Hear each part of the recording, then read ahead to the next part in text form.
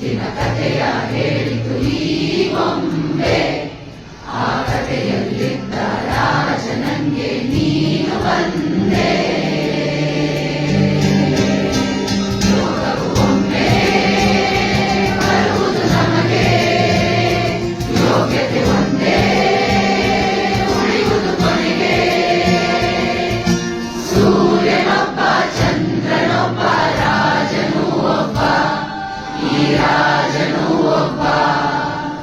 ಆಡಿಸಿಯೇ ನೋಡು ಬೀಡಿಸಿಯೇ ನೋಡು ಎಂದು ಸೋಲದು ಸೋತು